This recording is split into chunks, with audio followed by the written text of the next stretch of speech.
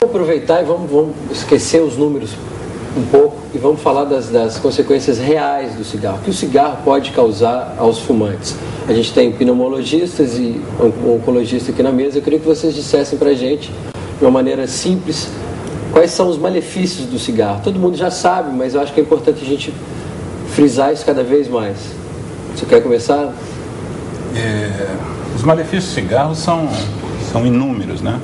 A Organização Mundial de Saúde, quando a doutora Grow, que é a diretora-geral da Organização Mundial de Saúde, tomou posse em 1998, ela decidiu atacar duas doenças, considerando as doenças as principais doenças do mundo hoje. A primeira delas foi o tabagismo e, segundo, a malária.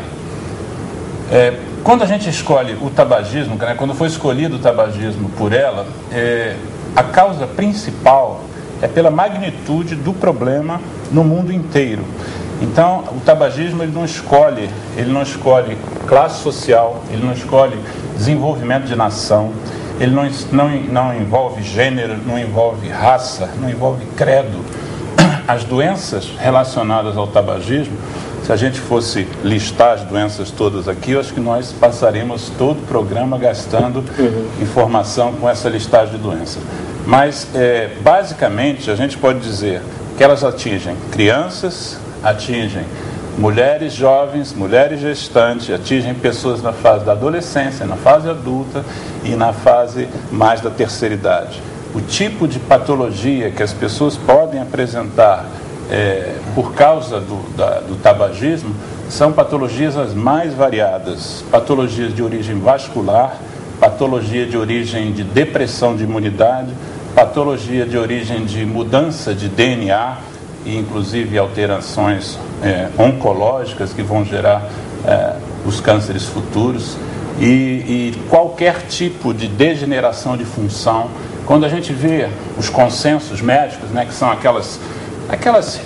os grupos de peritos que se reúnem para estabelecer as normas para se tratar uma patologia, um grupo de patologias, em praticamente todos os consensos médicos do Brasil e de fora do Brasil hoje, de todas as doenças, colocam o tabagismo como um dos fatores de risco. Seja hipertensão, seja diabetes, seja doença arterial coronária, seja o câncer, seja pneumonia, seja tuberculose, seja asma, seja parto prematuro, seja todas as alterações pediátricas. Enfim, você tem uma gama de alterações de função provocadas pelo fumo e pelas substâncias do fumo que fizeram com que a Organização Mundial de Saúde voltasse toda uma bateria, todo um arsenal de inteligência que tem no mundo inteiro, tentando ajudar as pessoas, primeiro, a não entrar no fumo nessa fase, como foi citado, de 12, 13 anos, que é a idade média, e em já tendo sido pego pela nicotina, que é a substância que gera todo esse problema, essa relação íntima da pessoa com o fumo, as pessoas não conseguem largar, entende? Então, o esforço que tem sido feito pela Organização Mundial de Saúde, por todos os ministros de saúde de todo o mundo, essa inclusive é a recomendação da organização, é que as pessoas se esforcem no sentido de combater o mal chamado tabagismo, que não é uma prática, não é um vício, não é um hábito, é uma doença que tem que ser tratada como tal. E não como às vezes a gente vê como sendo um prazer que a pessoa quer. Isso que eu ia falar. O cigarro ainda tem um outro fator, que é um fator que é preocupante, que a doutora Cristina pode falar sobre isso, que é a questão de ser um companheiro, aquela coisa da pessoa fuma porque está sozinha, né, doutora Cristina? Tem isso? O cigarro tem vários aspectos, né? Ele tem um aspecto físico mesmo, como o Alexandre está falando de doença, ele causa uma dependência física. A pessoa que fuma, ela tem uma necessidade mesmo real de nicotina no sangue, igualzinho o alcoólatra tem uma necessidade de álcool, como uma pessoa que usa cocaína. Né? A nicotina, ela atua no nosso sistema nervoso central como a própria cocaína, com uma pequena diferença. Ela chega mais rápido ao cérebro do que a própria cocaína. Então, assim, o fumante, ele normalmente começa, 90% dos fumantes começam a fumar até os 19 anos de idade. Então, ele começa a fazer parte da vida daquela pessoa.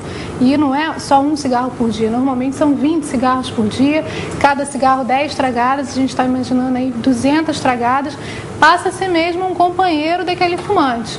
Durante 20, 30 anos, então, a pessoa começa a usar o cigarro. Tem fumantes que durante o tratamento falam que é difícil parar de fumar porque vai perder um amigo. A gente costuma dizer lá no INCA que é um amigo da onça, né? Porque de um lado ele parece que está te fornecendo uma segurança para você poder falar em relação a outras pessoas, que ele está te dando uma sensação de tranquilidade, né? E do outro lado ele está te causando muitas doenças que vão cobrar um preço muito alto por conta disso.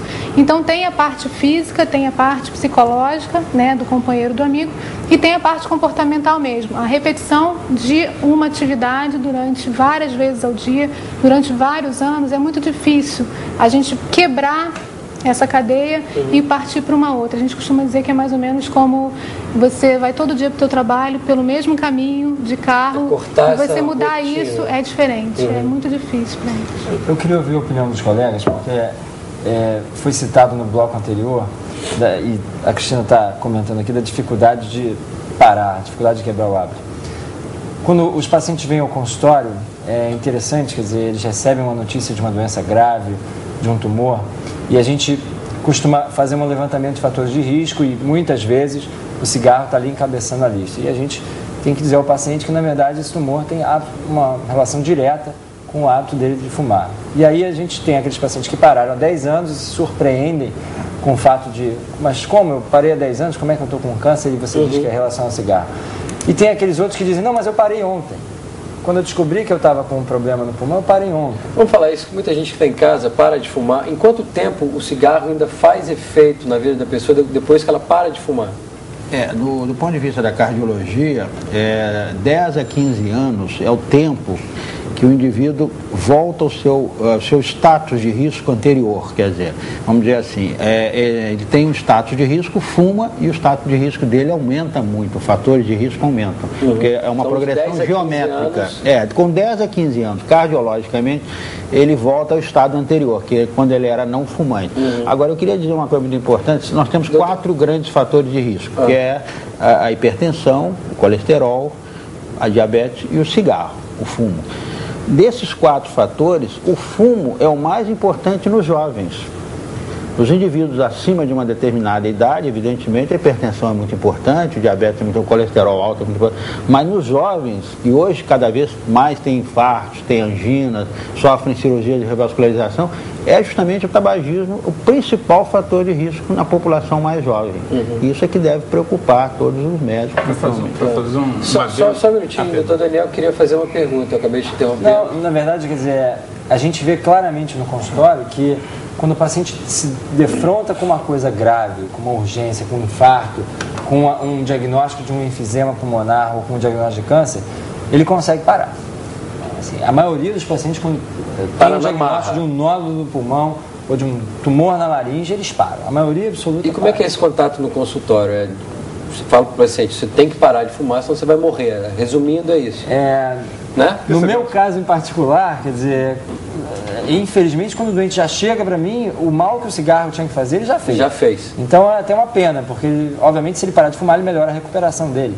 Mas ele deveria ter parado de fumar antes. Na verdade, o prontuário já tem a chance de pegar os pacientes no estágio inicial, na maioria dos vezes. Na verdade, quando você chega com um paciente com câncer de pulmão, digamos, que você possa ainda operá-lo, né, que o tratamento de câncer de pulmão, se o paciente puder ser operado, tiver condições cirúrgicas, é certamente uma das melhores formas de tratamento. Você conversa com o paciente objetivamente. A taxa de complicações perioperatórias, ou seja, relacionadas à cirurgia, se você parar de fumar, é muito menor. Então isso, o paciente sente um ganho ali. E ele, obviamente, tenta agarrar aquilo de todas as formas e tenta seguir. Obviamente, você só não precisa explicar para ele que não é de um dia para o outro que isso vai acontecer, mas tem um período de tempo que ele tem que cessar isso antes de fazer uma cirurgia. Eu só queria lembrar aqui um fato, que realmente o cigarro é um grande companheiro. Entretanto, ele não é companheiro do fumante, né? Então, existe um fenômeno chamado o fumo de segunda mão. A gente vai falar isso no terceiro bloco, doutor Pantoja. A gente vai ter que dar uma encerrada. Vamos dar uma paradinha e a gente volta logo.